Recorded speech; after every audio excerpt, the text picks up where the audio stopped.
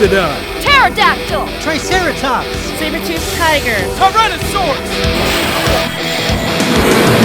From the orange sky of dawn, the streaks of a ranger's teleporters transport them from within the command center to the rocky Nevada desert surrounding it. 4 of the colors form into the pink, black, yellow, and blue rangers before the incoming onslaught of enemies.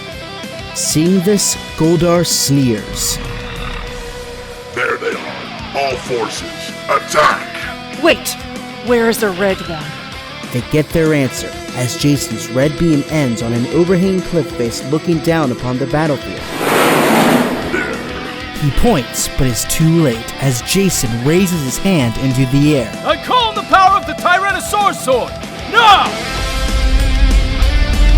Miles away in a just as barren landscape in Arizona, the ground breaks in two, and the red and silver head rises up from its hangar deep within the earth.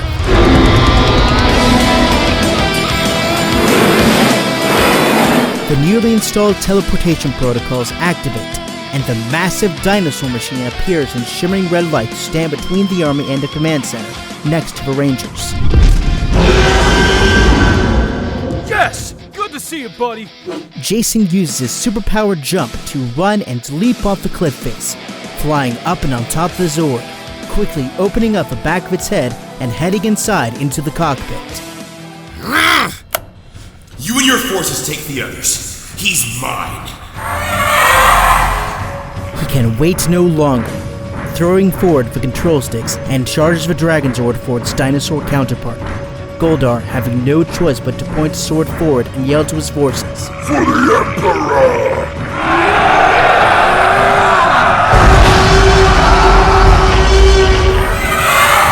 The forces charge, just a step behind the Megazord.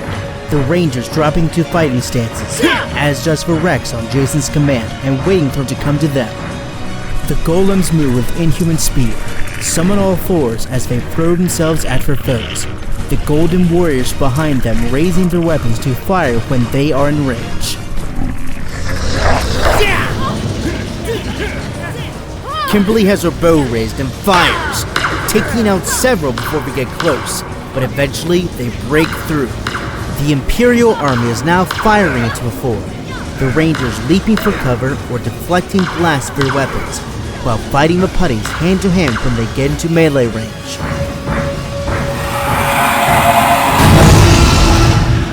The two massive metal beasts finally meet, their arms meeting and locking up. The Megazord swings a claw. Sparks fly as it scratches for Rex's chest. Jason moves his Zord back for a moment and then spins it, swinging the tail. But the Megazord ducks it and then swings its own tail in the same manner. Tommy activating the drill at the end of its tail, the same drill that did so much damage to the Triceratops. But Jason was ready for this trick and has Rex grab the drill by its base. Tommy activates it, but the Tyrannosaurus holds it safely away from its body and throws it away from itself. Jason then ducks for Rex's head down, and from its mouth comes powerful blasts that hit the earth, traveling it with seismic force, taking out several enemy soldiers on the way, and then colliding with the Megazord, sending it reeling back. Firepower, huh? Try mine out.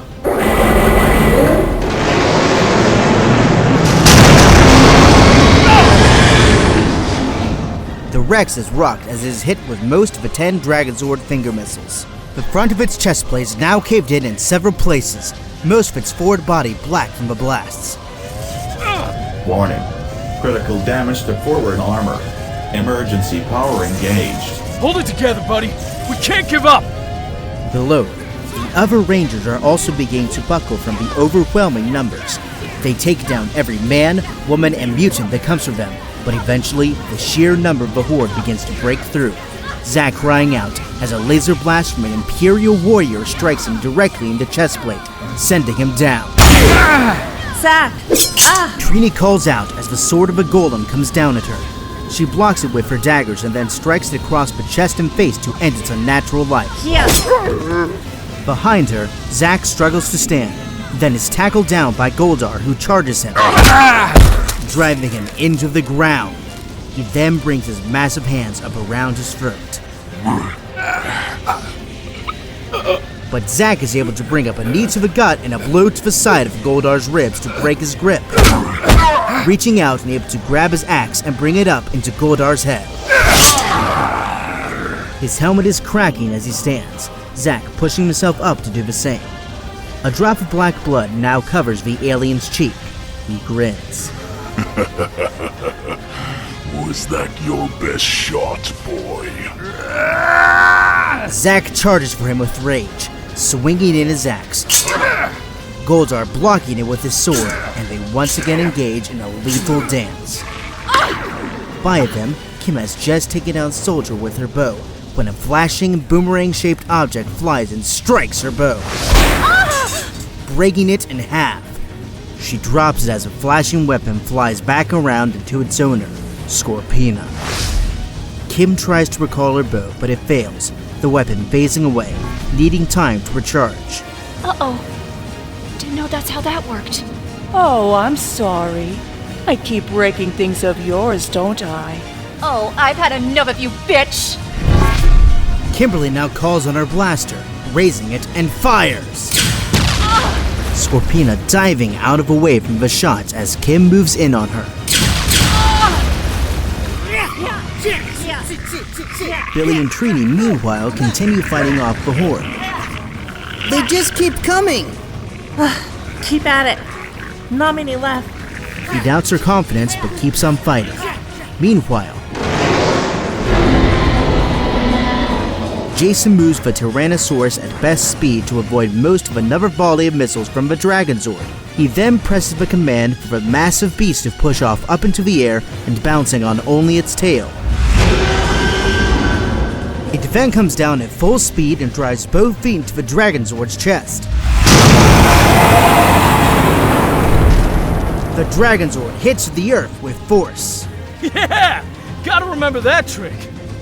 But the celebration is short-lived as the Dragonzord pushes off the earth and rights itself. Jason doesn't let up, coming in and swinging a small clawed arm down to the metal dragon's chest. Sparks fly again, and again with the other arm. Then bringing down the Rex's head and latching its massive jaws onto the Dragonzord's right arm.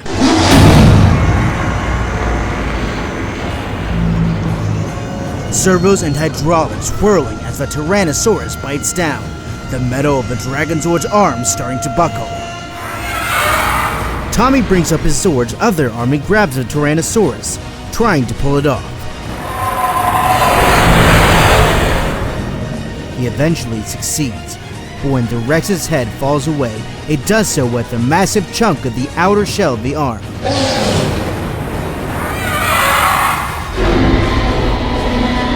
The two Zords then move in and clash again. Back inside the command center, Jonathan Hart has a huge cable in his hand, moving towards the central core and plugging it in for alpha commands. Like this? That should do it. Okay, let's try it.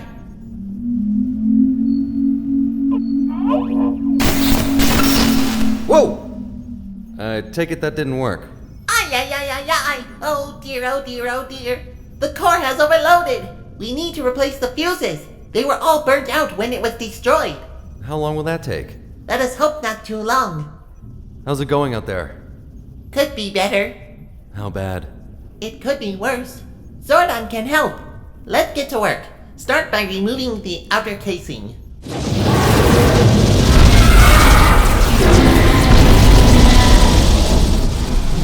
As the two massive robots continue warring above, the other Rangers continue using every weapon in their arsenal, including their own bodies, to fight off the incoming army. Many laser blasts fire, and despite their lowered speed, several hit their marks. Zack is shot in the back, which allows Goldar to take advantage, swinging up a backswing of his broadsword up to Zack's chest and helmet. Zack falls back through the air and lands on a large raised rock mound, hard. Zack writhes on the ground, arching his back from the impact.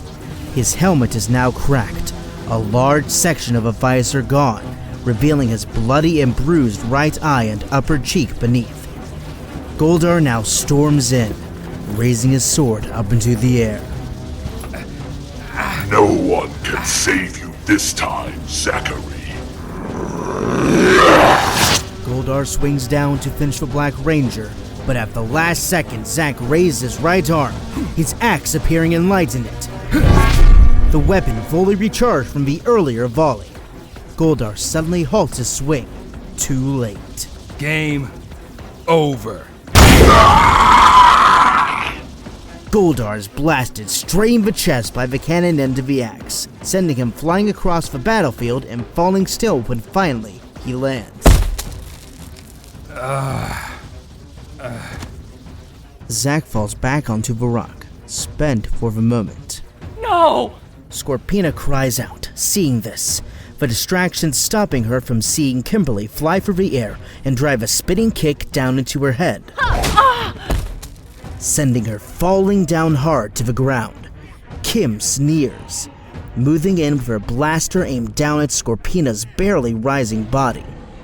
Blood drops from the alien woman's chin as she tries to push herself up from the earth. Why? Why what? Why did you do that to him? What did you get from it?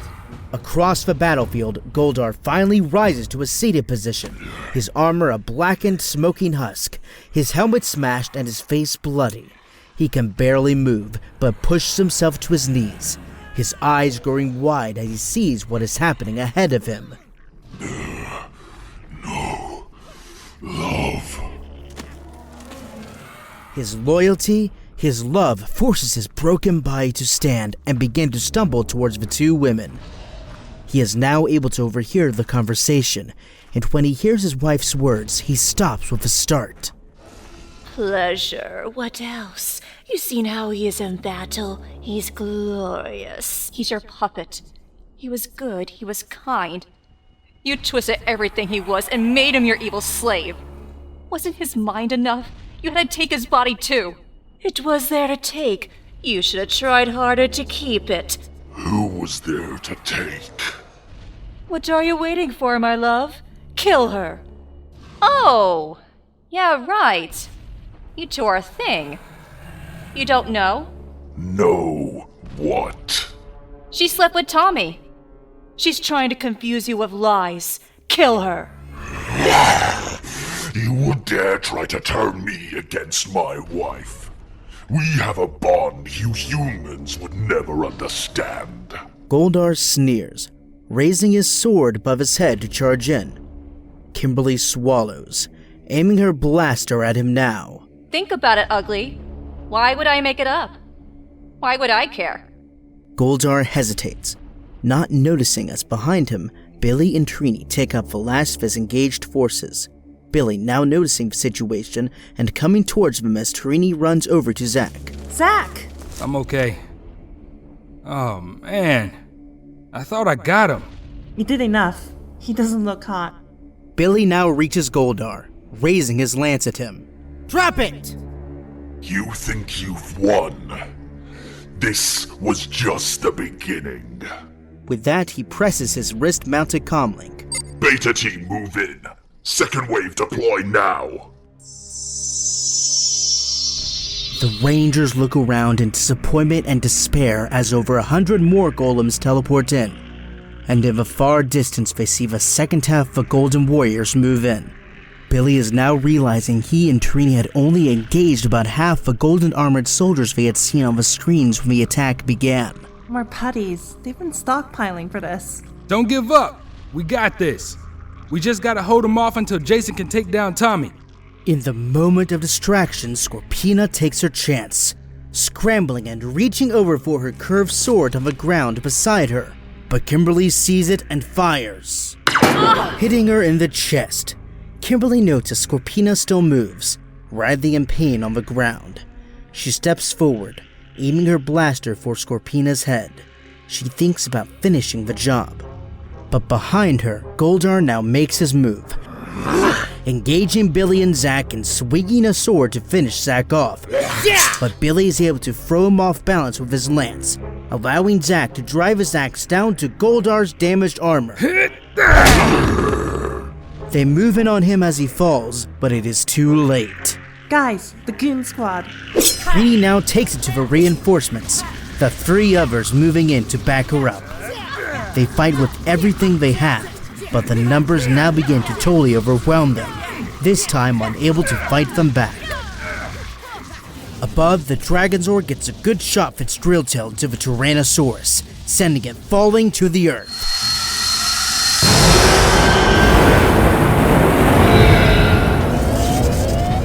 Inside the cockpit, Jason moves the controls to try and bring the huge construct back to its feet. Armor is at less than 25%. Damage to primary systems detected. No! Get up! Get up! Outside, the Megazord moves in, aiming its hand missiles to finish the job. I win again, Chase. They are controlling you, Tommy. You have to break free. If you do this, you'll never forgive yourself. No! You are my enemy, and the enemy must be destroyed. Inside the command center, Alpha and Hart are now running to complete their work. That's the last one. Hurry, Jonathan Hart. I go a lot faster without you bothering me. There. That should do it. Core working within normal parameters. I am installing the Zordon backup program from the secondary unit now. Both watch with clenched hope, Hart not even knowing what for, as the cylindrical core begins to glow and pulse blue light. The central tube above the command center main console is being fed into, and then finally glowing itself, a face appearing in it. Systems online. What is Alpha? What is happening? I am detecting weapons fire. Outside. I am downloading the command center live feed recordings and computer logs into you now, Zordon. Catching you up, as our friends would say. Data received. Tommy Oliver. He destroyed me. Why do I have no memory of this? All memories from that day were lost when he destroyed your core. You have been restored from your backups, but you have seen the logs. You know what is happening. We need you, Zordon. The Rangers. They are not faring well in the battle. What? Oh no! Hart runs back up to the central platform as both he and Alpha turn their attention to the screens, seeing as Jason's Zord falls and the Rangers begin to be overwhelmed. Do something! You are Jonathan Hart, Kimberly's father. I see desperate times have called for certain rules to be thrown out. No, screw your rules. My child is about to die because of you. You're the all-wise and mighty. Help them! What is the status of the other Zords? They vary depending on the amount of damage they took, but most are only about 60% repaired. It will be enough. Teleport the Tyrannosaurus to a safe distance. We shall then have the Rangers call on the rest. The combined form they call the Megazord should stabilize them all and give them the firepower they need to finish this battle. But what about us? Aren't they attacking this place? Now that I am restored, so too are the command center's defensive systems. I am engaging our deflector shields. They should hold long enough. Shields online. Put me through to them. Comlink established. Outside, things are growing even more dire. Rangers. What? Zordon? It is Zordon. Zordon! Yes! Oh, thank God. Your Zords are repaired enough to form the Megazord. Jason, we are retreating you so that it may be completed. Understood. Call on them, Rangers. Now. Right. Zack and the others move back, retreating from the fight and using their superpowered speed to leap up onto a rock formation above and out of harm's way for a moment. The army continues firing to them, but they'll be out of range for long enough. Mastodon, get your ass back here.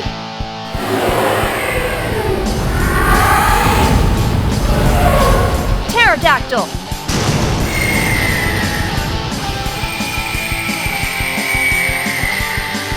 Triceratops, now!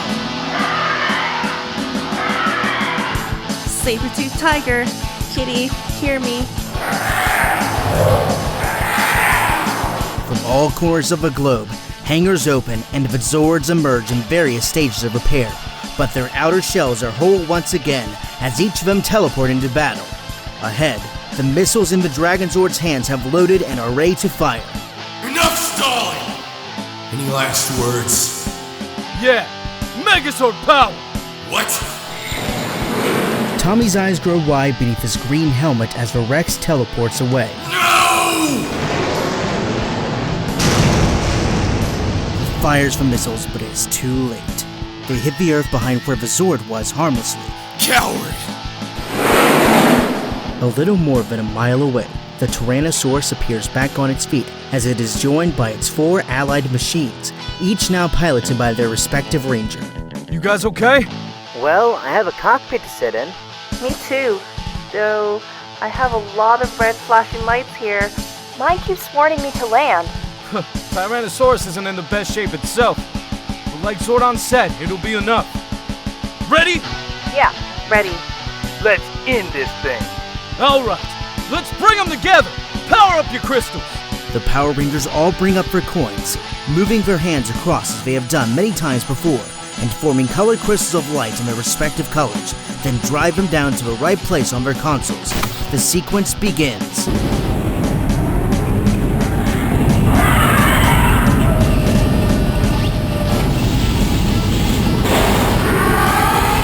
The Zords fold, split, and turn. The Mastodon becomes the arms, the Triceratops and Saber-toothed Tiger becoming feet. Finally, the Pterodactyl comes up and around, spinning vertically as it folds in its wings, dropping into place as the T-Rex head drops away, the chest plate clicking into place as the head forms.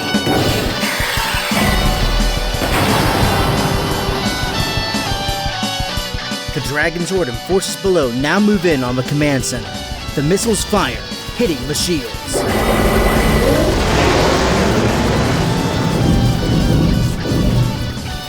Below, the rest of the army fires with a multitude of laser blasts, bouncing off the shields, but the force field is starting to weaken. Keep it up! They can't hold forever. Huh? He looks up into the sky as he sees something falling from it. The Megazord, dropping from the clouds and down the boom to the earth below. Stood now between the Dragonzord and the command center. You didn't think we'd run, did you?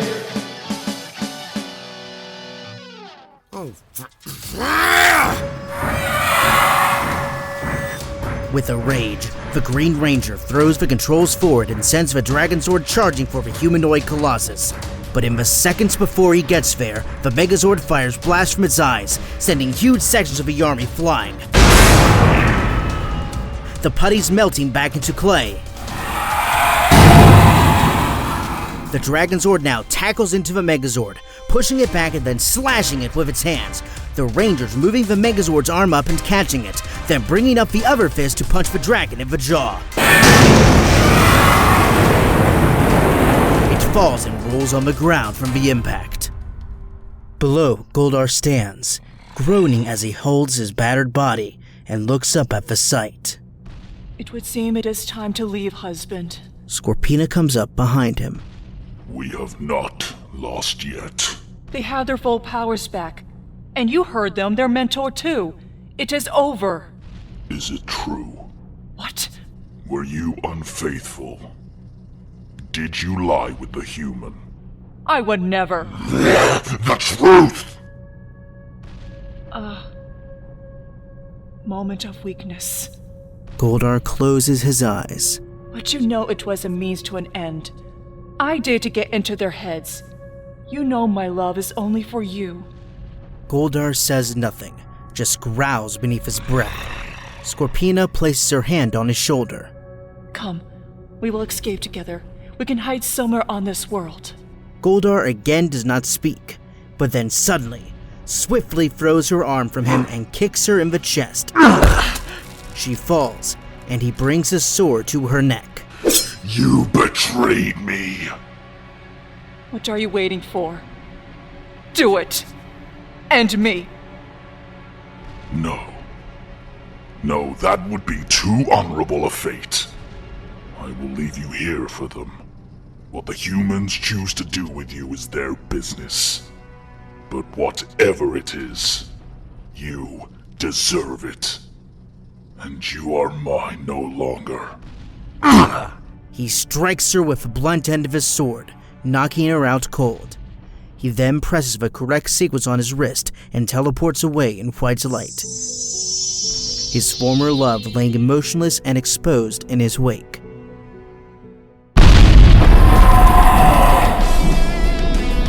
Above, the Dragon Zord is back on its feet and swings its tail again, sending the Megazord falling back as metal is torn into on its pterodactyl chestplate from the drill. Pterodactyl armor is almost gone. We need more firepower. Power Sword!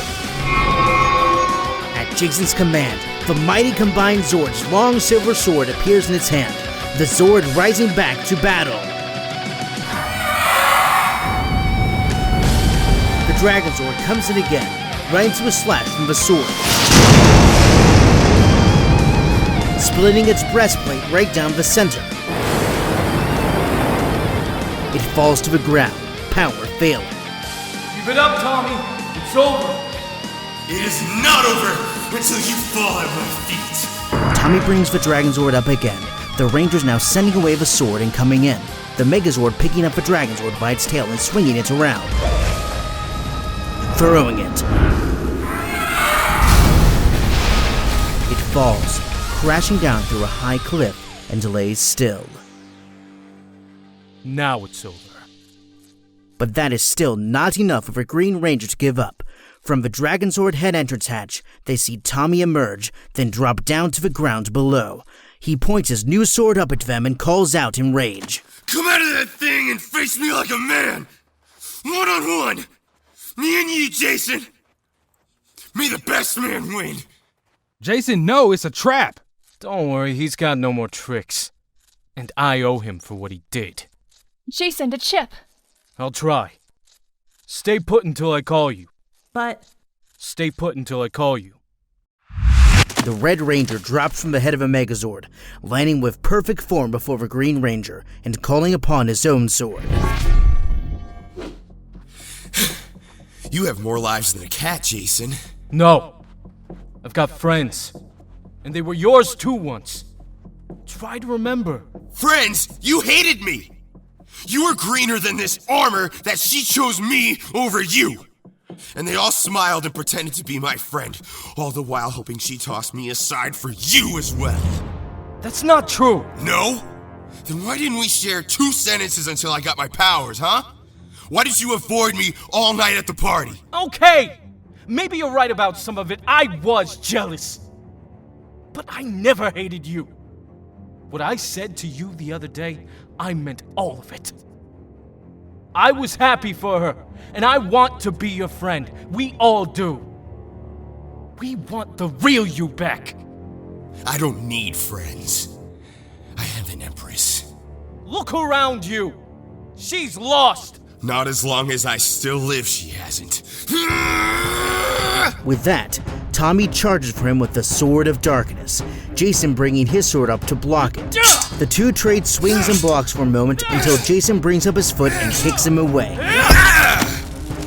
Tommy falls back as Jason runs in for him, but Tommy brings down his sword and slashes at Jason's gut, sending him flipping to fall in pain to the ground.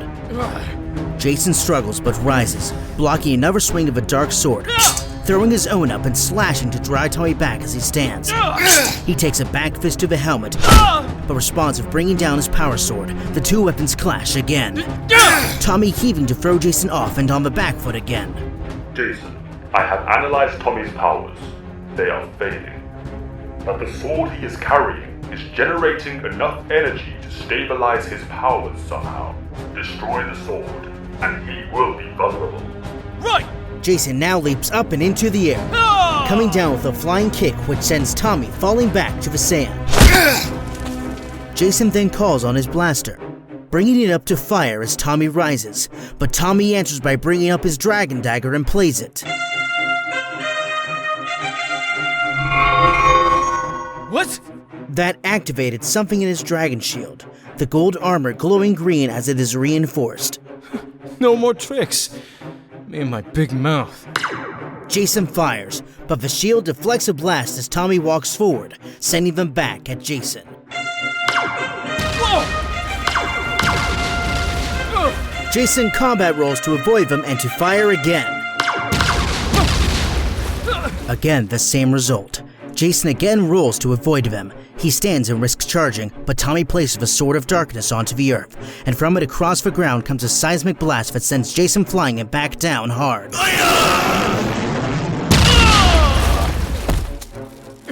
Jason holds his chest as he rises weakly to one knee.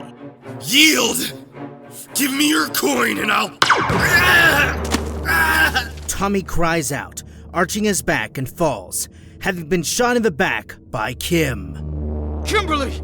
I thought I said... No time. Now. Jason sees what she's looking at, the Sword of Darkness, laying exposed before Tommy on the ground. Jason nods, and as Kim fires from one side, raises his weapon and fires as well, the two blasts meeting and obliterating the sword. No!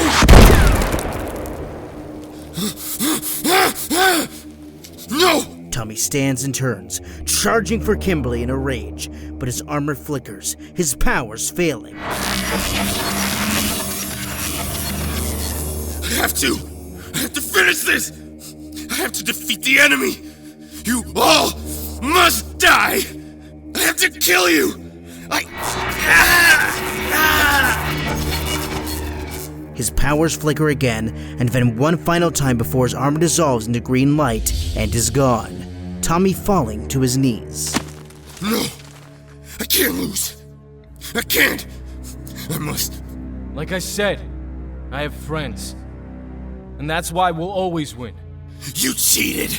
Which of us pretended to be on the other side and then literally stabbed me in the back? Rita started this by not playing fair. Why should we? I had... no choice. I know.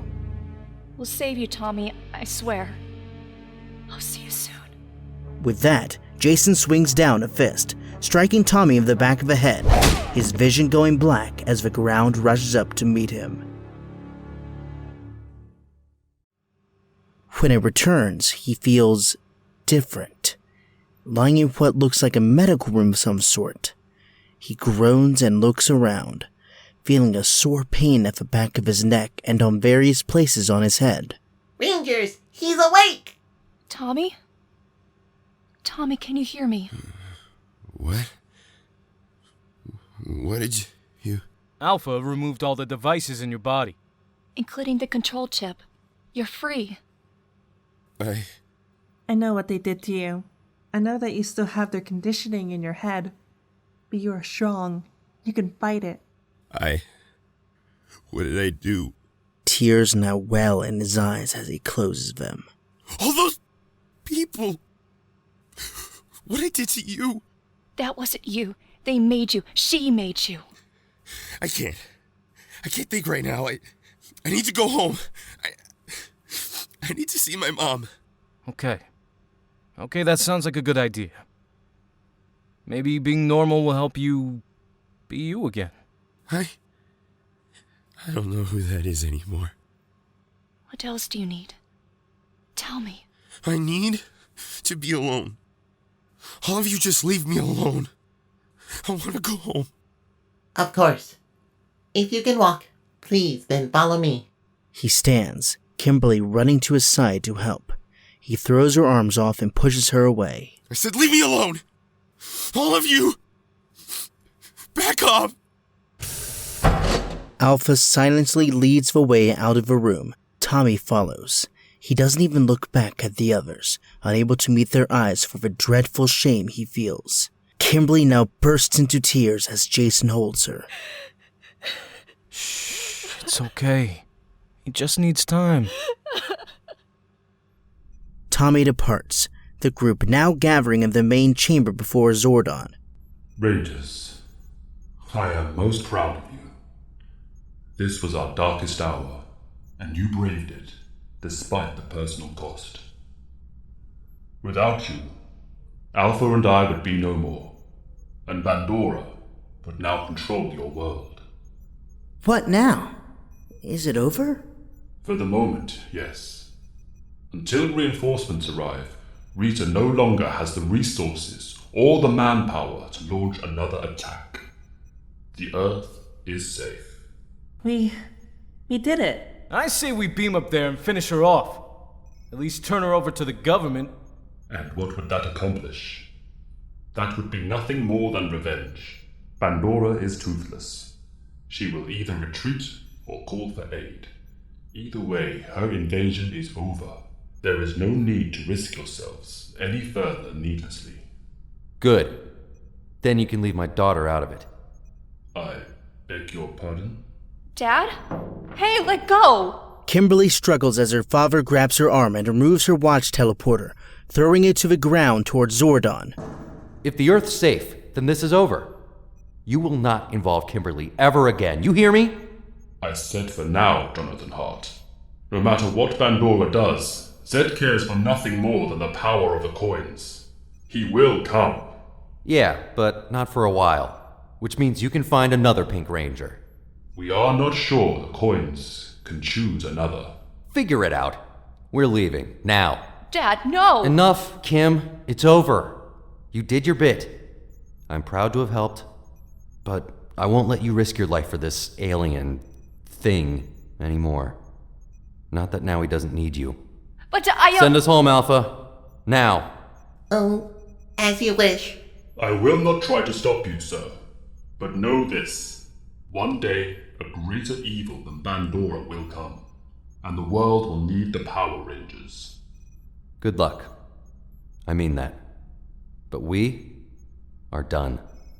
Hart now grabs Kimberly's morpher and throws that down to the metal platform next to the watch, then leads Kim by the arm away. Kim. The rest look on in morose silence as Alpha escorts Kimberly and her dad away, the doors closing behind them. What about our prisoner? She will be held here. Perhaps we can persuade her to aid us.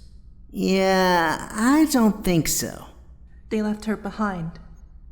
Maybe. For now, Rangers, return home. You deserve rest. Jason nods, his eyes then lowering to the pink power coin and morpher on the ground below. He closes his eyes, shakes his head, then turns to leave. As the days pass, Tommy finds excuses for his mother, for his teachers, for himself. His life would again be normal with a few detentions, but he still cannot drive the voice from his mind, her voice. He hears it now as he stands on a windy cliff top before his parked car. He reaches into his pocket and takes out his power coin, grimacing as he looks at it. How can they ever forgive me? How will I? I killed people for her. I almost killed my friends. Kim. I should have been able to stop them. I should have been able to fight it, but I wasn't strong enough. I wasn't good enough. Maybe that was all me. Maybe that's who I am when all the inhibitions are stripped away. Maybe that's who I really am. But I know one thing. I don't want any part of this. He now rears back his arm for an overhead throw, ready to throw the coin as far as he possibly can away from him. But as he jerks his arm to do it, he stops. He tries to throw it again, but again his arm stops. What? What? Ah! Ah!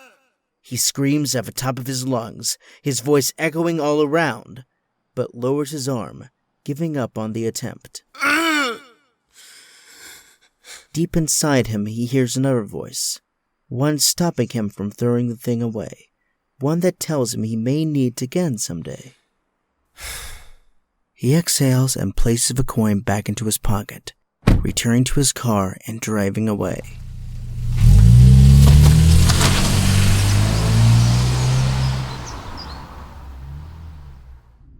The repulsor bridge is silent, the ship almost empty before a handful of defeated warriors, Finster, Squatta Babu, and of course, Goldar. He has left her be for days, but now approaches her as she sits upon her command chair, clutching her staff in silence.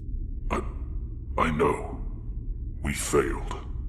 Yes. But I paid the price too. My wife deserved her fate. As will you when I send you to join her. Goldar cowers as Rita stands with a start and holds out her staff towards him, glowing in a red rage that matches her own. Goodbye, Goldar. Mistress, we are being hailed! What? By who? By me. The bridge crew jump with a start as a hologram of their emperor, Lord Zedd, appears before them. His appearance not unlike that of a flayed man. Red, pulsing flesh overlaid head to toe in a metal exoskeleton. His face totally covered by a red visor and metal radiator-like mask. My lord, I... Save it. I know of your lies, your theft of the first coin. I know of it all, thanks to the general. What? You traitorous rat! I live to serve. Goldar drops to one knee. Had she listened to me, this planet would be ours long ago. Indeed. I allowed you one last chance with the Green Ranger Bandora. A good play. But you could have killed them all without their powers, instead of trying for just one.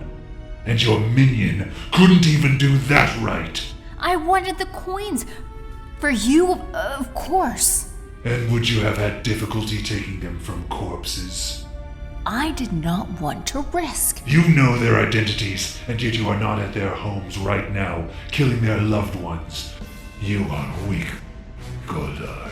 Yes, my lord. You will take command, and prepare what remains of your pathetic crew for my arrival. And the witch? Throw her in the brig. I will decide her fate when I get there. As you command. When I arrive, these children will curse the name Zordon of Eldar for ever having come into their lives. Their world will burn, and the coins will be mine! With those words, the hologram is gone. Rita now makes her move to try and use her staff on Goldar again, but before she can, she is surrounded by surviving men.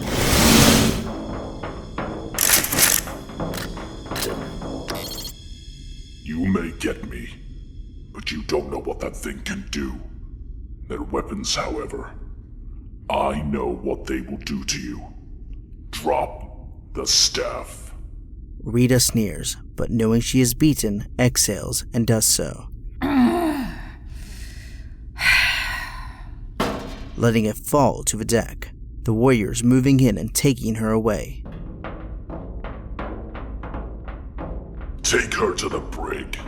The Emperor will decide her fate. Goldar now reaches down and, with a smile, takes the staff. Sitting down into the command chair. Now what, General? Now, slave, we wait. Lord Zedd is coming, and we had better be ready for him.